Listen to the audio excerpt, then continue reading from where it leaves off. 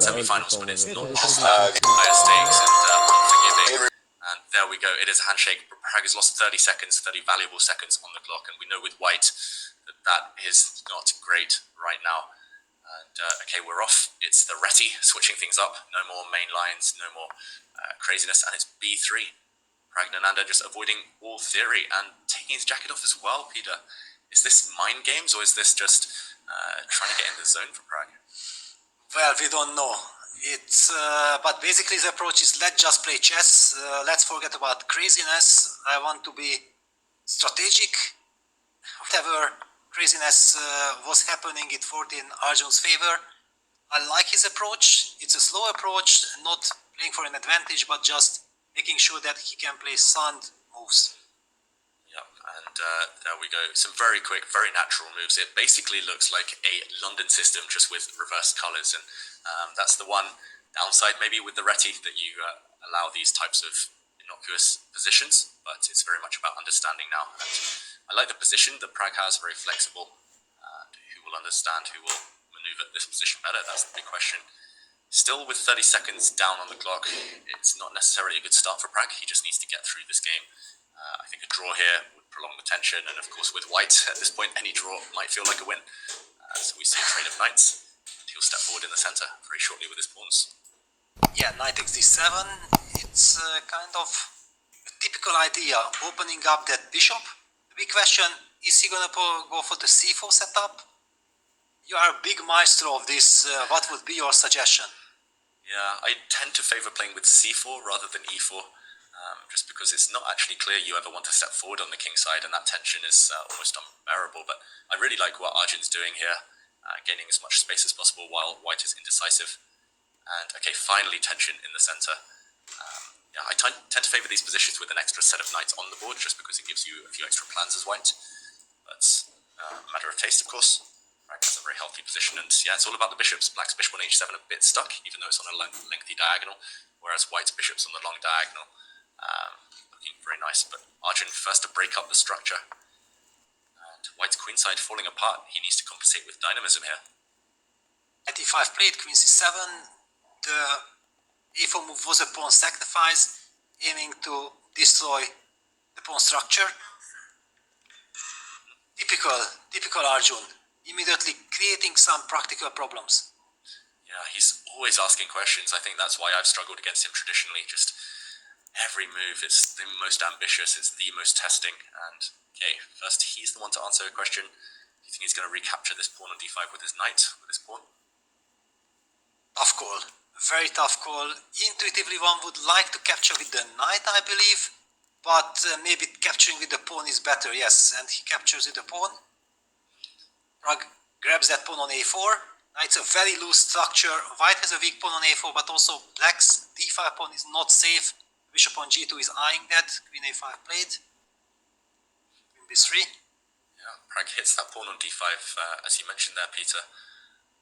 He's definitely sped up. Now the time difference is only a few seconds. It's now level on the clock, actually. Will the curse of the white pieces finally be broken? That's the big question. He's asking some questions, hitting b7, hitting d5. Maybe Arjun missed this last move. It's very annoying, this double hit on the pawns. Yeah, the pressure is hitting on. I just would like to very quickly say that what a good news that it's not an Armageddon. And it's so nice that with an increment we will get a winner, because otherwise it would be very bitter. Yeah, I was discussing in Baku with Magnus whether, if Armageddon still existed, whether you could draw your way to becoming world champion.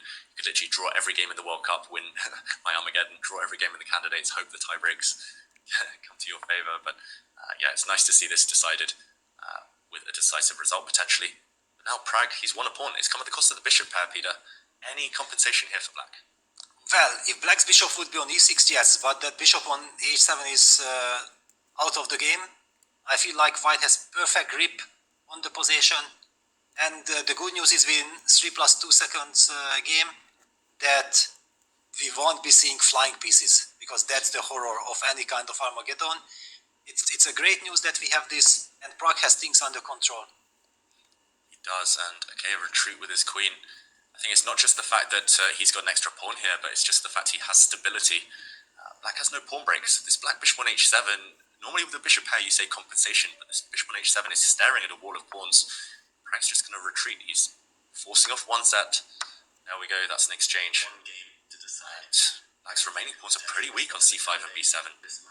Feels like Arjun's a bit in panic mode here, down on the clock. And those mind games at the beginning, feels like they've worked perfectly in White's favour. Queen to e6 here, hitting a pawn. He's stable, Peter. Extra pawn here for Pragg. Yes, just defend this. The pawn on e2 is the soul of White's position. That's why we talk about a very stable construction. Pragg goes for knight e3. That's a surprise. Removing that fantastic knight from c4. And apparently it allows Black to play the stunning c5, c4 and somehow opens up the bishop. Will Arjun play it? No. He misses this opportunity. If Arjun were in a must-win situation, as he has previously been, I think he would have played that c4 move, just throwing away pawns, trying to get his bishop back to life. But now he's allowed Pragg to re-establish control, and look at that, Pragg was aware of Black's plan. He has prevented that with his rooks right now. And okay, getting his queen back active, still all to play for. Arjun just needs to get through this game. Remember, a loss for anyone now, and they will be out. It's the World Cup. Okay, 5 played. He's going to gang up on this white a-pawn. Yes, but White can just probably sidestep with rook a b1 and target the b6 pawn himself. Peter, who do you think's been the more impressive? Who would you favour if it does get down to that scramble of just a few seconds each? Because we're getting to that phase. Both equally impressive. But, okay, we know the nerves. Who will keep the better nerves? That's the big question. Yeah, I think it's pure nerves on position. White has the advantage, but anything can happen. It's 20 seconds against 15 seconds, only a 2-second increment. It's not online where you can pre-move. It's literally to the death. And, okay, Arjun keeping an eye on White's pawns. Offering a trade now, Pragg. He's giving up his a-pawn for Black's b-pawn. White's knight holding everything together. Yes, rook takes a4 can be met by rook takes b6. Strong.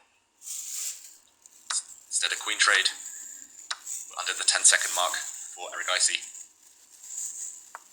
Oh, you can see the nerves changing his mind with seconds to spare. King h7. White has an extra pawn. It's 5 versus 4. Yes, because rook b8 was a big problem. He did not want to trade that rook. Where's the counterplay? Black's pawns all separated, especially the c5 pawn scattered. White's defending, controlling everything. Oh, 2 seconds, 1 second for Erigaisi. Pragg got excited there. You can see him looking at the clock. He's ticking down now. He made it with 1 second as well. And a trade back to bishop. Even with the 2 seconds increment, we see flying pieces. Yeah, I think we'll see more pieces fly, but White's king is coming. White is winning this endgame. White's rooks are about to land on the 7th rank. Okay, this is a scramble on the clock. A second pawn falls. Erigaisi has a hopeless position, but he's got time on the clock. That's his one saving grace right now. All bets are off. Making moves with 1 second, 2 second, every single turn. Black's rook almost trapped. How does Pragg finish this off? Do you think the clock will play a factor here? Oof. Barely pause for breath. Yeah, if White can accumulate some time, then it's completely winning. But Arjun is keep going on blitzing, not allowing Pragg to think. And e6 by Pragg there. Has Pragg let it slip? He thought he was checkmating maybe, then panicking. He's given up some of his advantage, but he's still going to stay with a 2-pawn edge here, and Erigaisi needs to find a miracle. Offers a rook trade. There we go. Pragg ganging up on the e6 pawn. Yes. Now back on track. It's almost guaranteed at this point. White has 2 extra pawns connected. Black's king is cut off. White's moves are automatic. He's going to gain time on the clock. He's going to win. Arjun is in a hopeless situation here. If this were online, you would pre-move to the end now. White's about to make a new queen. And Arjun offers his hand. After all of that, Praggnanandhaa is the one to win and will advance to the semi-finals. Wow, incredible. What a drama. And we have seen that that extra 2 seconds made such a huge difference.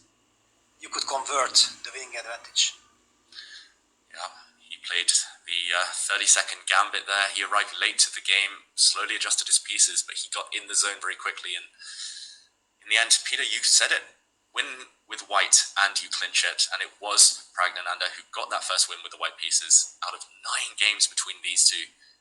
And he is through. Yes, and he's in the semi-finals. Very big congratulations to Prague.